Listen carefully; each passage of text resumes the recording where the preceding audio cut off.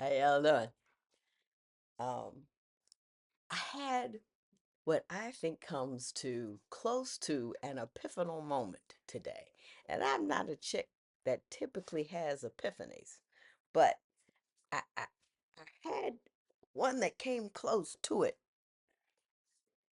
I'm putting together a dollhouse, and the point of putting together the dollhouse was for me to concentrate on something concrete so I could, you know, I'm not really working now, lost my husband, so I'm just kind of trying to figure out like who I am and what I'm trying to do. So instead of sitting there and worrying, I'm sitting there putting together a dollhouse.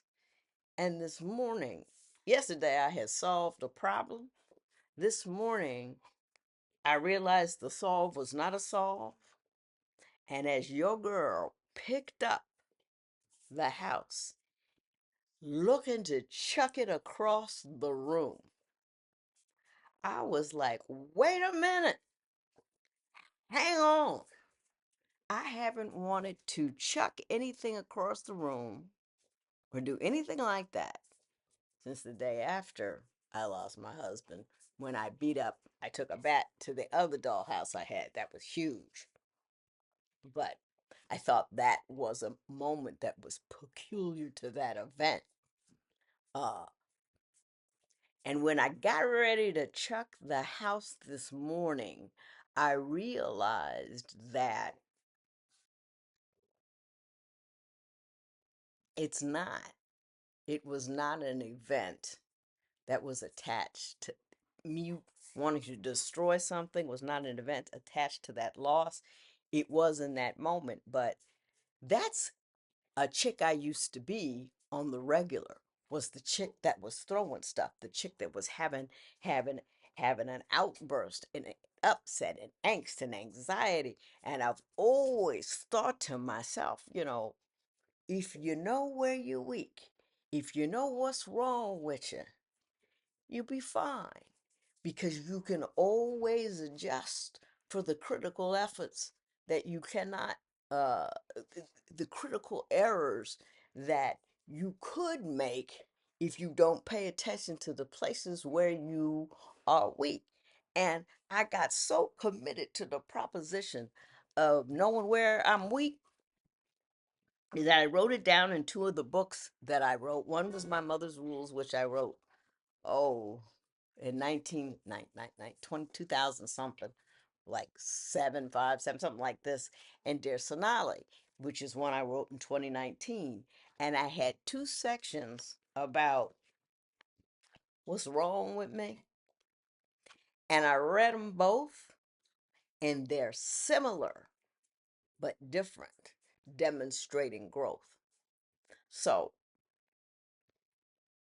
I was rereading them this morning to figure out what it is I needed to do next because I knew that wanting to throw that house across the room onto the wall was old Lynn Toller, you know, peeking up from behind the blinds trying to mess up my situation. And I couldn't understand within the context of what was wrong with me, A, and what was wrong with me, B, because that's what I call my list, A and B. What's wrong with me, A, and what's wrong with me, B. I was trying to create a list, what's wrong with me, C, but all the parameters had changed. I didn't become less prone to outbursts. I had a silencer. I had a comforter. I had I had something to to stop that. So I hadn't become as calm as I thought I had. I had simply rested comfortably in the fact that I knew Eric knew where the lines were and he wasn't gonna let me cross none of them if it was gonna cause him trouble. And not only that, he would push me all the way to a line because I was always afraid to go.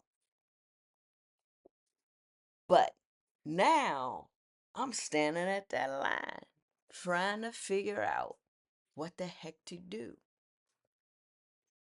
Am I at a point where he would have pushed me further, or am I at a point where he would have pulled me back? And I haven't had to worry about that in 34 years. And that's when I realized I broke another one of my mother's rules, which was I bought this book, My Mother's Rules. She always thought it was a stupid thing to do. Every time I wrote her and called her and asked her for a story for the book, and she says, "You still writing that stupid book?" And I said, "Yes, I am." And she goes, "I don't know why you do that. Nobody wants to know what I know what I think." And I said, "I do." And I'm so glad I did because now that she's not here anymore, I can ask her questions. Just like, "Mommy, what should I do about this? What should I do about that?" And there was one chapter in here where uh, I was going through postpartum depression, didn't know it, and I was low and slow, and I'm prone to depression anyway. My, my gynecologist was calling the house talking about how you feeling, how you doing. The doctor just calls. You weren't looking. I said, "I'm fine. Why?" So last time I saw you, I didn't like your lack of affect. And I said, "Well, what would you like my affect to be?" "Oh, I was in it, on it, and over it, and all kinds about it." Uh,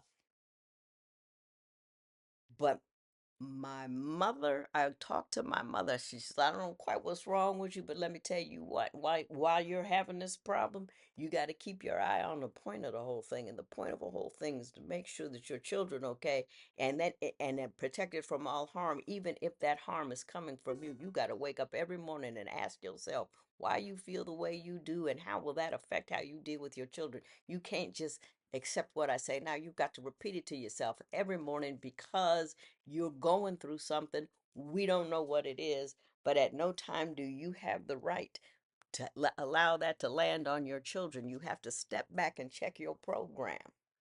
You have to say, wait, wait, wait, wait, wait, wait, wait, wait. Like, for instance, I had to check my program about 7 months ago because my big thing was to do a whole lot of work in the morning so I could go to bed as soon as I could so I wouldn't have to feel any sad any longer than I'd have to. You wondering what's going on over here? I got an entire, situation happening. But anyway, and that was the point of the whole thing. And then I didn't realize until 6 months ago that staying up past 7 o'clock isn't a bad thing, it's a good thing. So I had to readjust the point of the whole thing. So while I was getting ready to check this thing over to that, while I had to ask myself, what's wrong with your program that you're running? And the thing is, when I first got widowed, I was seeing everything through a widow lens. Like everything I saw, I would think, now what would he think about that? Because I don't want to miss nothing. I didn't want to, and now that I don't feel like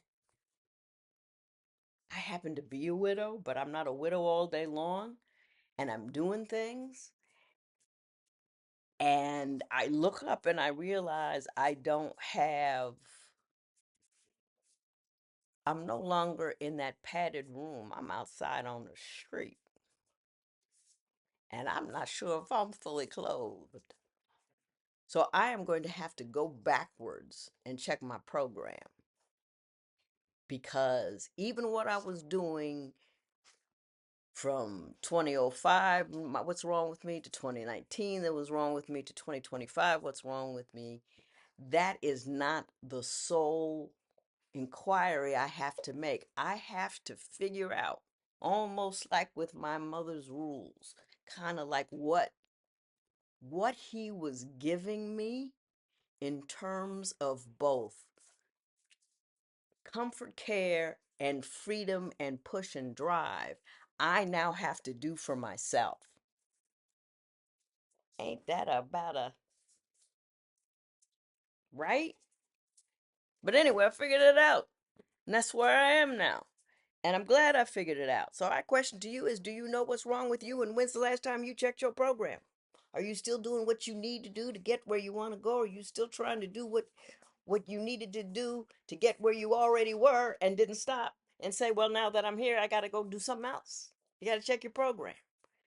Then the last thing I'm going to do is this. On Instagram, I showed a picture of me with my sister-in-law and yeah, ignore the dogs. With my sister-in-law. It's hot in here.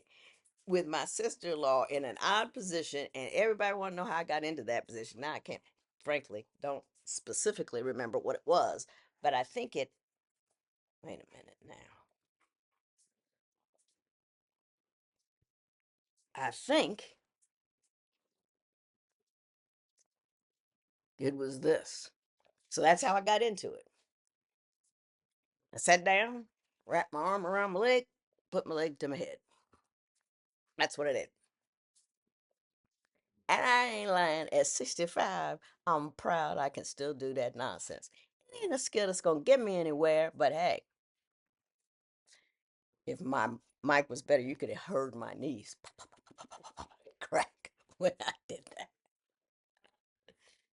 Y'all have a good day. I intend to.